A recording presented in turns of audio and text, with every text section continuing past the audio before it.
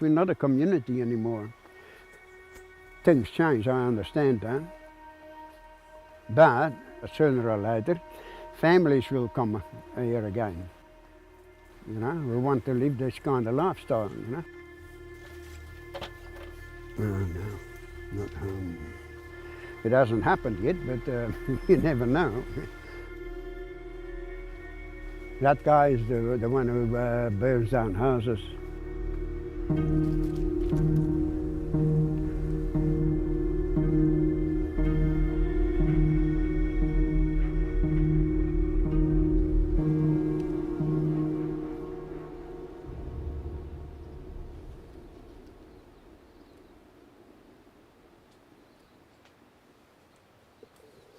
That's, as far as you can see, that's Mahana, everything. You know, right up to the top there, that's all Mahana.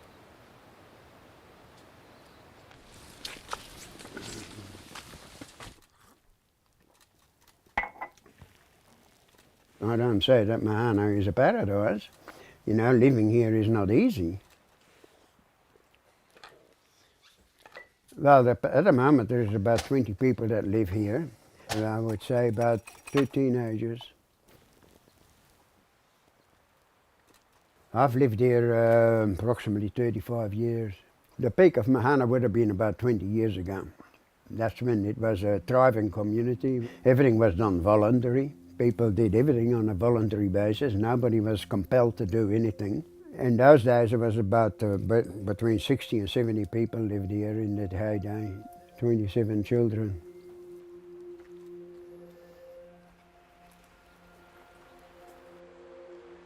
Well, that car belonged to a guy who used to live in that house. And when he left the car behind because it's broken down, you know. Mahana started, it was a festival in the 1970s, in Nambassa Festival. People put forward that all problems in the world are caused by the ownership of land. So the Mahana people that were there, that took part in that festival, got enthused by that, and they decided to form a company to buy a block of land and set the land free, so that it was not owned by anybody, and anybody could come and live here. They took out a mortgage, and the mortgage was eventually paid off, and the land is now what they call freehold, an open community. Any person can be a member by signing the book, agree to these rules. You don't have to pay a fee. Yeah, there are hundreds of members of the Mahana society. They don't necessarily live here, but they agree with the rules and the object of the society. Of course, over the years, that philosophy is sort of been watered down by the ones who presently live here. The rot started about 12 years ago.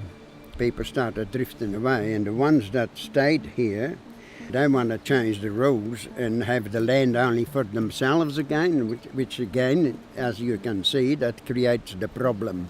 They want to own it, it's theirs, and you can't come here.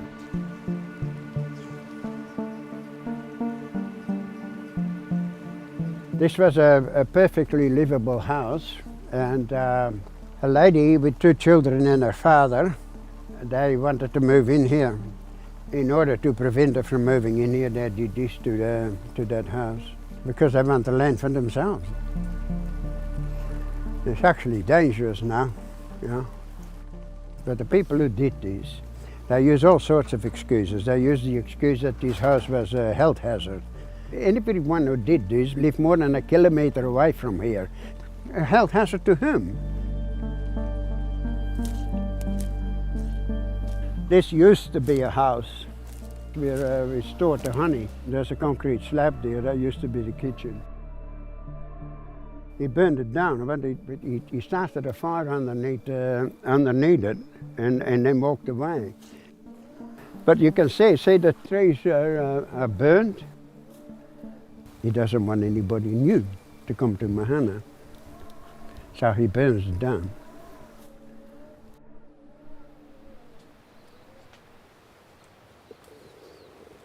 This is the old cookhouse. That's where we used to have our communal meals and with the kids and everything. It's a bit neglected at the moment, but it's still in use, you know. The cookhouses used to be the soul of Mahana. There was always people in the cookhouse. There was always a pot of tea on the stove, and there was always a cook. You didn't have to cook. It was not compulsory. It was voluntary. We had visitors from America here that they found it incredible that worked. Really? Voluntary? You know, nobody has to.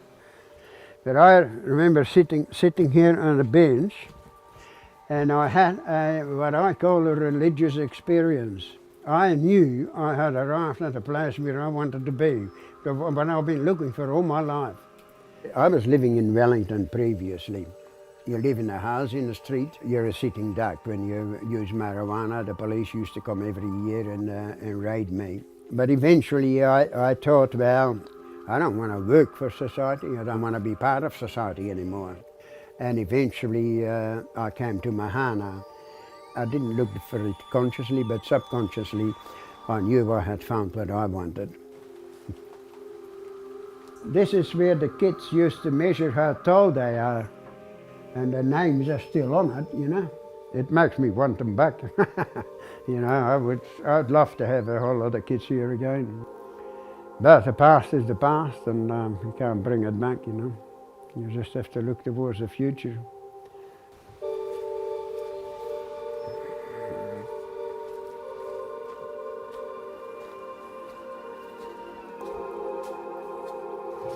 You can say this was ready for somebody to move in here with a family, and it didn't happen.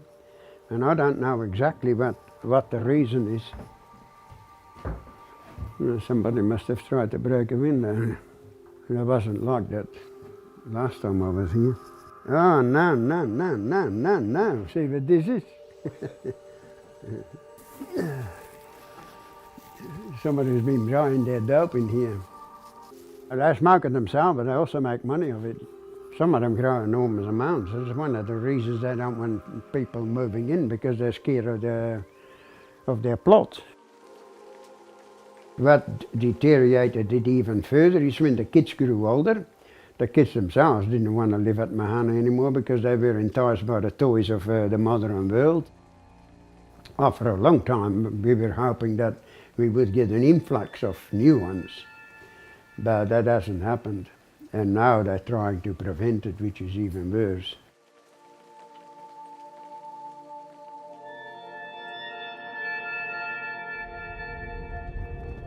Usually I drive into town to go and see my granddaughter.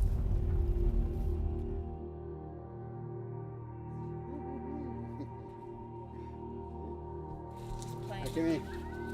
Come on. Where's Brody? Where's Superman? Oh no, Batman. My name's Rose Dudson, originally Rose Moses, and I'm Arthur's granddaughter. And I did grow up in Mahana. It was interesting. It was good. I think you learn like a value for people and like relationships with people. I think it's really sad with the residents. I think there's a lot of angst and hate, and I'm not a part of it. It's not my life. I chose to live here in my own little world. It's my grandfather, and he's old, and hopefully he's going to move in here one day soon.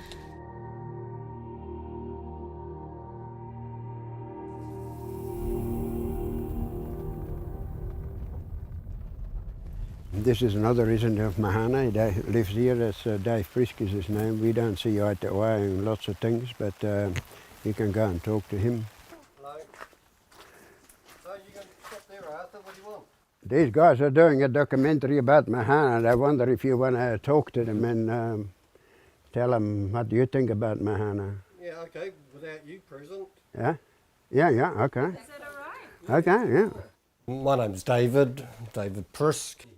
I love the freedom here. I love. I do enjoy the isolation. I enjoy the bush. I enjoy not having neighbouring houses that I can see. For the last 15 years, the place has been quite stable, the meetings have been well behaved. Some of the ones who own houses up the top, they grew up as children here. Now they've got their own children here, they've built their own houses. We've learned how to get along with each other. We tried to come up with a policy a number of years ago. We've got a two sort of tier structure. We have members who don't live here, and then we have resident members. Arthur's never liked, he'd like anyone to come in, because at the moment someone can come down and we haven't met them and they can sign a book and they get a life membership in Mahana. We had one example, we had some people wanting to move in just before Christmas. In Port Charles had been 3 houses burgled in a single night.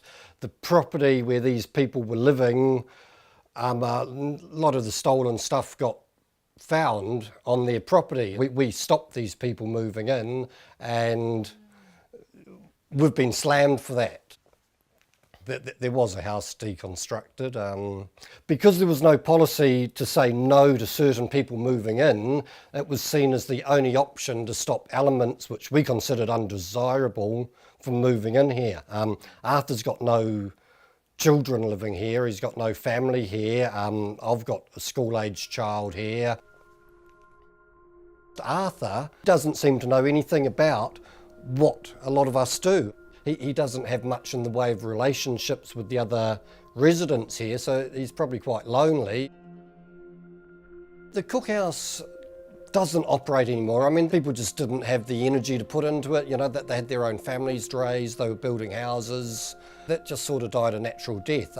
There is a lot of interaction still among people, but it's not done in one particular place. And unless you've made friendships with those people, you don't sort of have the interaction with them. Arthur probably does miss that. He hasn't really established relationships with a lot of us. You know, we don't want him around our families.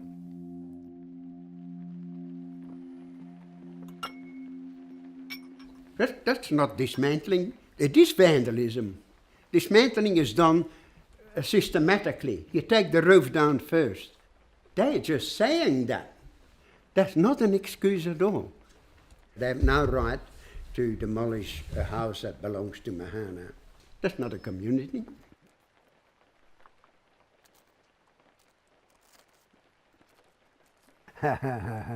Loneliness is something I've never experienced in my life.